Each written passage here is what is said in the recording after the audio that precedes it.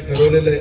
बातम्या वेगवेगळ्या कोणी देत असेल काय असेल तो त्याचा लखलाप, पण एकंदरीतच हे सगळं जे काही तुमच्या तिथं मेडिकल हॉस्पिटलचे 100 बेडचं काम असेल किंवा तिथं नाही मेंटल हॉस्पिटलच्या संदर्भातलं ज्याचा उल्लेख मागाशी राजेशने केला, किंवा मेडिकल कॉलेजचं काम असेल, ट्रॉमा केअरचं संदर्भातलं काम असेल, अर्जुनराव मी मागाशी कलेक्टरला सांगितलेलं DPCला त्या त्या जिल्ह्याला किती निधी द्यायचा आहे, आम्ही तिथलं कार्यक्षेत्र तिथली लोकसंख्या या सगळ्या गोष्टी बघून त्या देत असतो.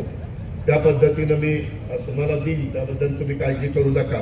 मला वाटतं पंकजाताई तिथं पालकमंत्री आहेत, त्याच्यावर त्यांना पण मी बोलवीन, त्यांनाही मी सांगेन, पण काम करताना दर्जेदार करा. आता काही काही ठिकाणी तर मला असंही कळतं की काम न करताच बिलं काढतात.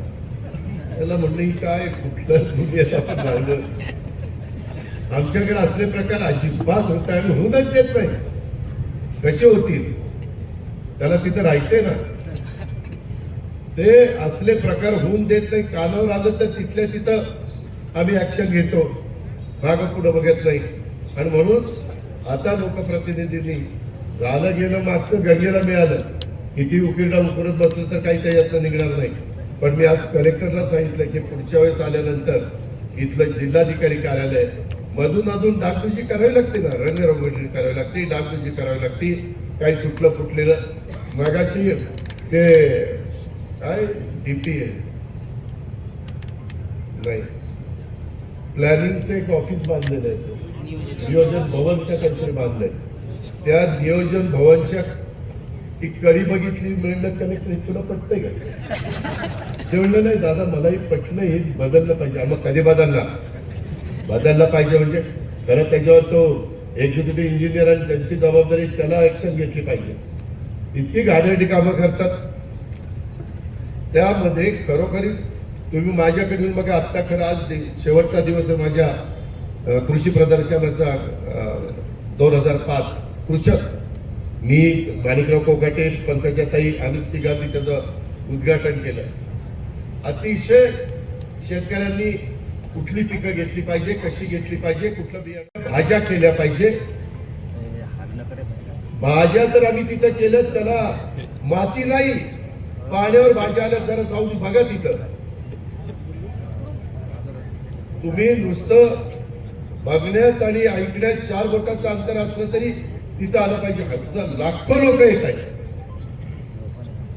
तुमचं नातेवाईक असेल तर त्याला व्हिडिओ शूटिंग घ्यायला लावा, तुम्ही बघा तिथं ऊस कसा आणलं, तिथं जागेवर त्या जमीन तिथं आणल्या. म्हणजे असं नाही कुठं तरी फळं पिकं आणायची तिथं ठेवायची. काय सफरचंद आहे, काय सीताफळ आहे, अरे पण कुठं पिकलं ते सांग ना. तिथल्या झाडाला लागलेलं असतं तो पेरू, तिथल्या झाडाला लागलेलं असतं ते फळ. आज देखील माझ्या मराठवाड्यातले किती साखर कारखाने चांगले भाव देतात. मी जर माझ्या माळेगावचा भाव 3636 रुपये देऊ शकतो तर इथली लोक काय देऊ शकत नाही. हो म्हणते दादा तुमची रिकव्हरी जास्त, तुम्ही रिकव्हरी वाढवा, तुम्ही परिसंवाद घ्या, त्याच्यामध्ये लोकांना सांगा कृषी विभागाची मदत पाहिजे असेल तर मी आदेश देतो, माणिकरावला सांगतो, VSI ला सांगू, आणि त्यामध्ये जास्त रिकव्हरी देणारा जो ऊस आहे तो लावा, त्याच्यात जास्त साखर काढा, द्या ना माझ्या शेतकऱ्याला भाव. माझा दुसऱ्या कारखान्यात 3575 रुपये भाव. राजू शेट्टी जाहीर भाषणात सांगतात की त्यांच्यापेक्षा आमची रिकव्हरी 1% जास्त असताना भाव का त्यांचे जास्त आणि आपले का कमी. हे जे काही तफावत आहे लोक कितीदा ऐकतील. वर्षानुवर्ष तुमच्याकडे कारखानदारी, 2-2 पिढ्या तुमच्याकडे कारखानदारी. तुमचे वडील झाल्यानंतर तुम्ही चिरंजीव, तुम्ही चेअरमन, तुमचं चेअरमन पण झालं, तुमचं पोरग चेअरमन, त्याचं नातवंड चेअरमन. तुम्ही बघा नगरमध्ये पहिली पिढी, दुसरी पिढी, तिसरी पिढी, चौथी पिढी, सत्यजित आहे की नाही. अब तेच म्हणतोय ना, सगळीकडे नाही अजून, कारण दुसऱ्या बाकीकडे अजून 2 पिढी झाली, तिसरी पिढी यायची. नाही सांगायचं तात्पर्य की बाबा ठीक आहे 4 पिढ्या राहा, भाव घ्या, शेतकऱ्याचा ऊस वेळेत घेऊन जावा. शेतकऱ्याचं दुसरं पीक होऊ द्या.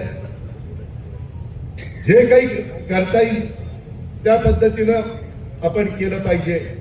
आता मी अमित शहाच्याकडे सारखं विनंती करतोय की आमची